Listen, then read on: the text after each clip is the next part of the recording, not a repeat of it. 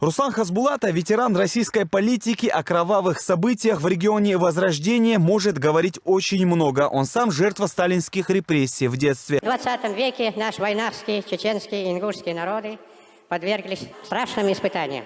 Были посажены в известные столыпинские вагоны в суровую зиму и угнаны куда-то на восток, куда они и сами не знали. Вот там я и взрослел. Вот там я и понял цену свободе и несвободе. Со старшими, кто еще остался жив, мы помним вот эти суровые времена.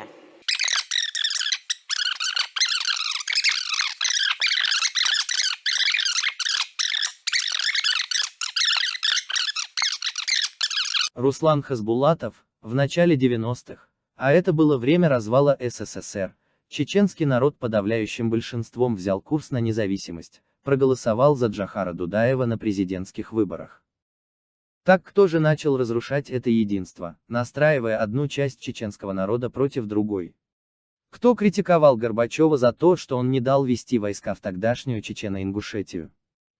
Кто убеждал Россию помогать так называемой оппозиции оружием, техникой и деньгами?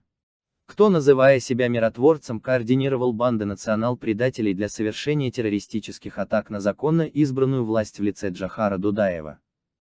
Кто развязал первую войну России против чеченского народа и его государства?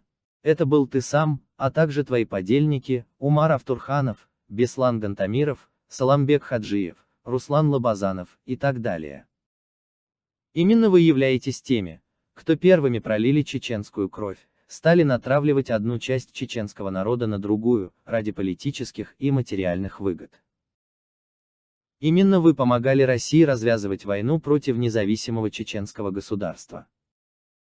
Именно вы посеяли семена раздора в чеченском обществе. Это в принципе общеизвестно, но я решил сделать небольшое напоминание, дабы подрастающее поколение знало, кто ты такой и какой вред ты принес чеченцам. К тому же, ты до сих пор не покаялся за свое предательство. Первый раскол чеченцев был сделан Россией на политической основе, и делался этот раскол через вас, так называемых оппозиционеров. А второй раскол был сделан на религиозной основе по типу суфисты и ваххабисты. Этим расколом занимался Ахмад Кадыров.